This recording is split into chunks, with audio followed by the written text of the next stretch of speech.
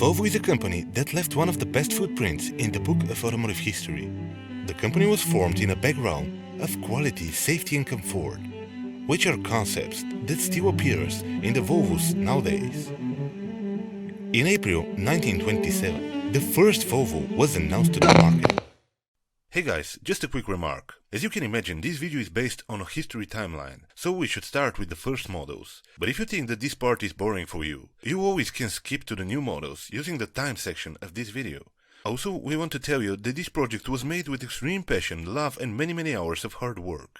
So we would appreciate if you could support us by subscribing to our channel and hitting the like button. Enjoy! The ÖV4 was nicknamed Jakob. The body was built on a single frame, covered with steel metal, and it was only available in one color, dark blue. The same year, 1927, the PV4 was the second car announced to the market from Volvo, and it was the first Volvo saloon car. 2 years later, the first 6-cylinder Volvo was announced, and it was the first car that was equipped with DB engine.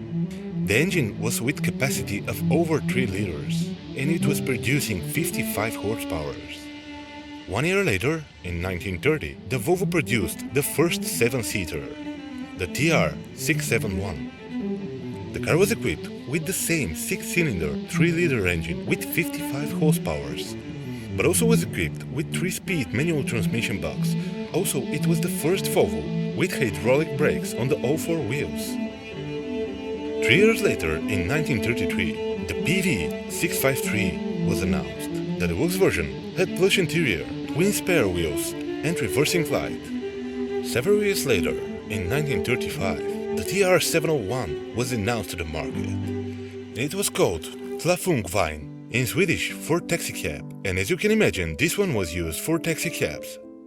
The TR was with longer wheelbase and 7 seats. Under the bonnet, they was equipped with 6-cylinder engine with side valves.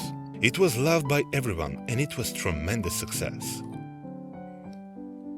Later same year, the PV36 was announced, and it was called Carioca. The Volvo PV36 also adapted the streamlined trend from the 1930s and the 1935s. The car featured independent front wheel suspension with wishbones and coil springs. The body not only looked modern, it was also very safe.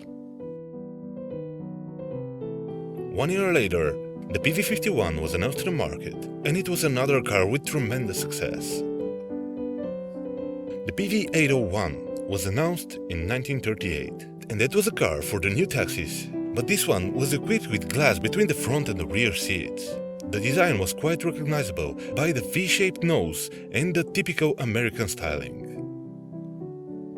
Several years later, in 1946, the PV60 was produced. PV60 was the last of the large 6-cylinder passenger cars for Volvo with the traditional side valve engine. The design of the car was relatively old-fashioned, and it was with the typical American lines. The car became very popular, primarily because of the comfort it provides. Most of those cars were sold during the late 1940s. And in the same year, 1946, Volvo presented the PV444 in Stockholm. A couple of years later, in 1950, Volvo launched the updated version of the taxis with the new design on the front, which now had lower profile and headlights set back in the front wing. In the same time, Volvo produced the PV445. The 445 was with the chassis version of 444, and it was equipped with the standard 1.4-liter 60 horsepower 4-cylinder engine. The Sport B1900 was announced in 1956, and it was the first car presented by Volvo as an open 2-seater. With a body made completely from fiberglass and reinforced polyester, it was quite a sensation. In August 1958, the Volvo PV544, a more modern version of PV444, was introduced. The body was equipped with larger windscreen, together with a larger rear window to improve visibility. The interior featured a new dashboard, which improves the interior safety. And in the same time, Volvo announced the first soulfully good-looking car. In 1956, the prototype of a new passenger car from Volvo was presented. The car became known as the Amazon. and it was version with 95 horsepower, which it doesn't sound much, but back in those days it was terrifyingly fast car. And in the same time was announced the most beautiful Volvo ever made, the P1800. The new car became quite popular, and this new gorgeous masterpiece had Italian styling, 2-liter engine with fuel injection and output of 120 horsepower. The car had tremendous success, and it was followed by P220 Amazon Estate. In August 1966, Volvo presented a new four-door car called a Volvo 144 and represented the start of entirely new car series. The styling of 144 was truly timeless, and this was confirmed by the fact that the car was sold until 1990, followed by other production formats as 142 and 145, the two-door and the wagon version of the same car. In the 1968, Volvo presented the Volvo 164. It was developed on the base of 144, but with slightly more luxurious exterior. 3 years later, a new version of the famous 1800 model was presented.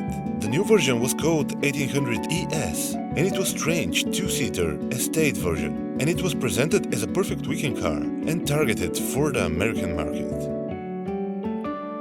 A couple of years later, Volvo announced to the market 242, another car with tremendous success. The best version was 242 GT, introduced in the late 1970s, and the 240 Turbo in the late 1980s. After the success of 242, Volvo announced 8 different versions on the same platform with different varieties, including 244, 245, 264, 265, 240, 260, and last but not least, the 264C. The mid-1970s, additional holdings in DAF Car BV was purchased and the company was reorganized and created a Volvo Car BV. This was a step in for Volvo into the small cars market. But the truth about those cars is that they wasn't appreciated. And for all Volvo fans, those wasn't recognized as a true Volvo cars. In the 1982, Volvo started a new era in the automotive industry, introducing to the market the first turbo brake, the 760.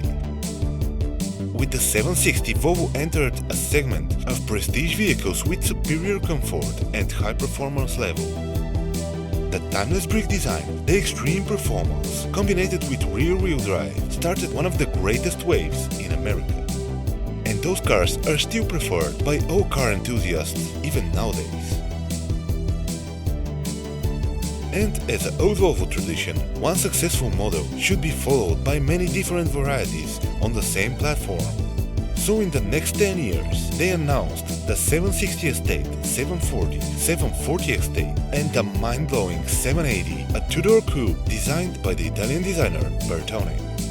In the 1985, Volvo took a different role with the first front-wheel drive car. The 480 stepped into the market with the new Volvo hot hatch style design. The 480 was followed by 440 and 460. Unfortunately, those three models were not that appreciated and they was not that popular. And in the 1990, Volvo was back in the game with 940. It was made to replace 760, but with a ton of safety features and variety of different diesel and petrol engines. Later this year, it was produced the 940 Estate and the slightly bigger and more luxurious 960 and 960 Estate. The 960 was one of the last in the long-running line of the large rear-wheel drive Volvo cars, and they're preferred even nowadays from many car and tuning enthusiasts. And 1 year later, the legend was created, the 850. Based on a P80 platform, 850 was incredible, innovative and stylish car, and in the same time it was terrifyingly fast, with the legendary T5 engine producing 222 horsepower. Also, the 850 was the first car in the world that offers a side impact airbags.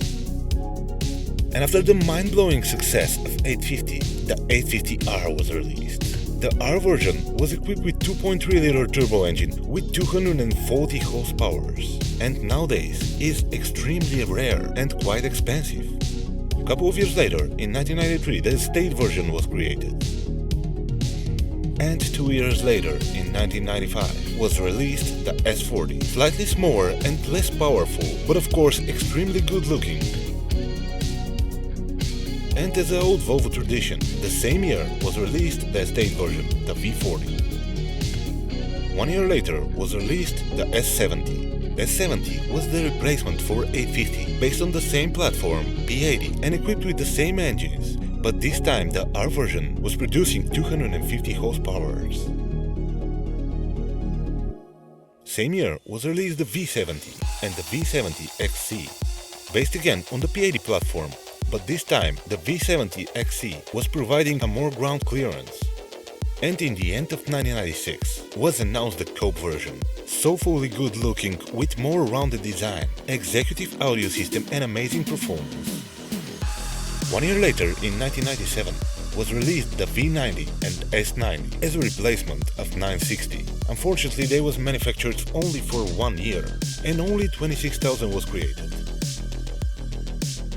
1 year later, in 1998, the first modern executive car was created, the S80. S80 was with more modern design and ton of different functions. The car was an amazing success. And as usual, it was followed by the estate version, the V70 and XC70. And 2 years later, the S60 was created, a slightly smaller but extremely good-looking version, followed by S60R, which was the most powerful production Volvo ever made, equipped with the same 5-cylinder turbo engine, but this time with 299 horsepower. And nowadays, this car is quite a unicorn, and it is wanted by every car enthusiast in the world. In 2003 was released the S40, one of the first modern cars of Volvo, followed by V50, the estate version of the same car.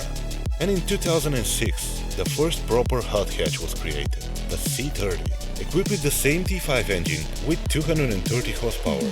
And there is a post-R limited edition version, which produces 250 horsepower. 2003, Volvo stepped into another market with the first crossover SUV, the XC90. And a slightly upgraded version of S80 was created in 2006 with facelift and more modern functions and variety of different engines including T5, T6 and D5.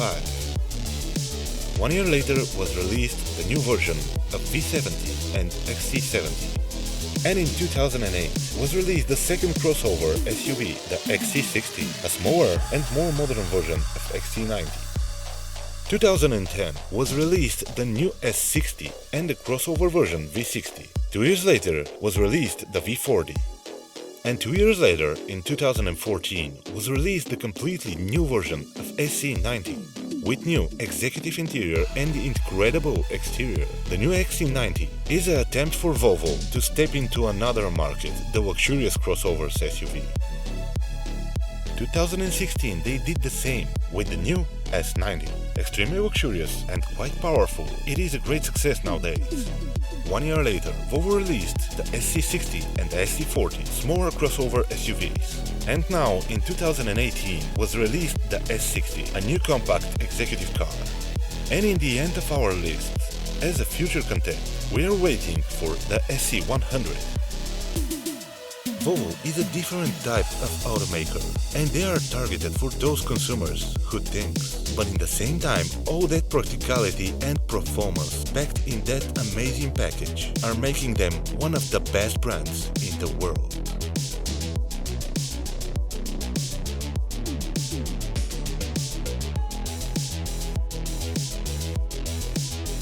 Ladies and gentlemen, may I have your attention please? Now you have the unique opportunity to subscribe to Touring Car Show channel. Don't forget to click on the bell icon, and the most important, tell us what you think in the comment section. And thanks for watching.